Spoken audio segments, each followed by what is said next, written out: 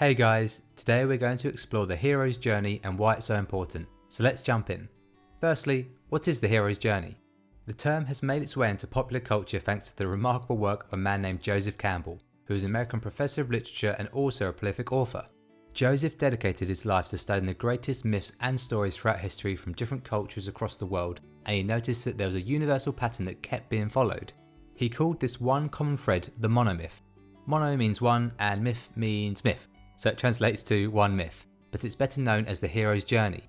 In 1949 he wrote a book called The Hero with 1,000 Faces, where he outlined the 17 stages of the hero's journey. Wikipedia defines the hero's journey as the common template of stories that involve a hero who goes on an adventure, is victorious in a decisive crisis, and comes home changed or transformed. As mentioned earlier, Joseph Campbell broke the journey down to 17 stages, but as you can see from this definition, the journey can be summarised into 3 main stages. The first stage is departure. This is when the hero goes on an adventure, often in search of finding themselves. The second stage is initiation. This is when the hero is challenged by a decisive crisis and their strength of character is put to the test. And the third stage is return. This is when the hero comes home changed or transformed, almost reborn for having undergone the journey.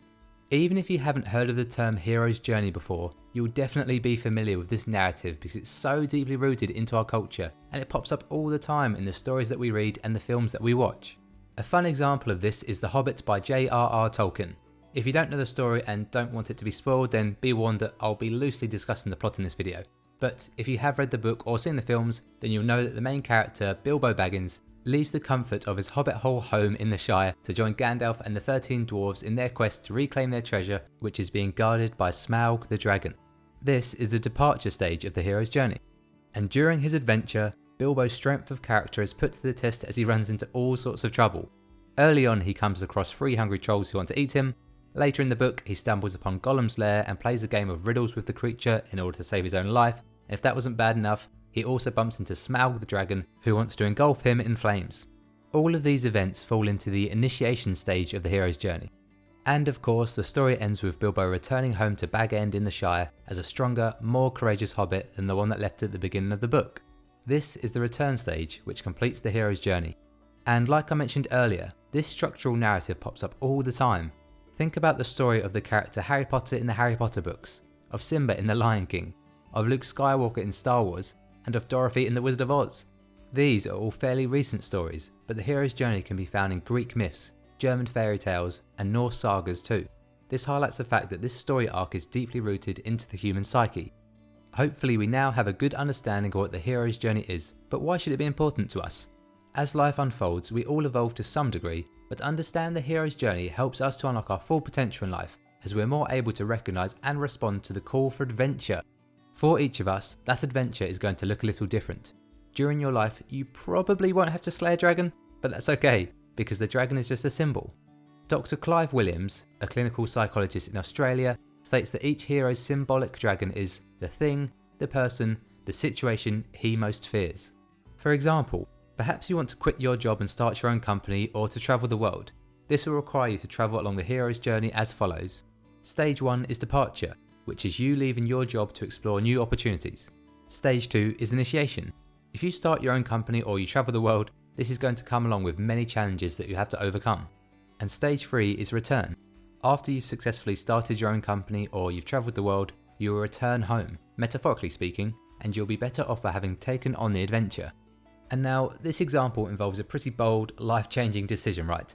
Leaving your job to plunge into the unknown is scary, and most of us wouldn't have been in this situation. But the hero's journey can take many forms. Perhaps you have a fear of public speaking and you've had to step out of your comfort zone to overcome this.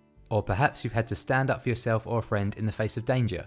Both of these are heroic acts that can transform you into a better human being. And that is the essence of the hero's journey. There is a quote I like by Neil Donald Walsh and it goes like this. Life begins at the end of your comfort zone. Short and sweet, but it's true. Here's another quote for you, this time by George Adair. Everything you've ever wanted is sitting on the other side of fear. Again, this speaks to the fact that us human beings aren't designed to live in comfort. Being comfortable is obviously nice. You want to have a safe home and a support network around you, but you need to balance this out by taking on challenges and overcoming struggles, because only experiencing comfort isn't conducive to having a fulfilled life. I first realised this when I noticed that so many of the inspirational and successful people that I look up to either had really hard childhoods or had to overcome a lot of challenges in their lives. This notion is perfectly summarised in the C.S. Lewis quote: "Hardships often prepare ordinary people for an extraordinary destiny." So, in the same way that diamonds aren't built without pressure, heroes aren't built without struggle.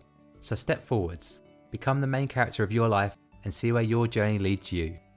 And that's all from me, guys. That's the hero's journey in a nutshell. If you'd like to support the channel, please smash the like button, drop me a comment below, let me know if you can think of any other stories that follow the same structure, and of course, hit subscribe. I'll pop some great links into the description box below, including a link to Joseph Campbell's book, The Hero's Journey, along with a link to a TED Talk by a man named Pat Solomon, who gives a really cool speech on the hero's journey. So check those out if you're interested. As always, thanks for watching, and I'll see you next time.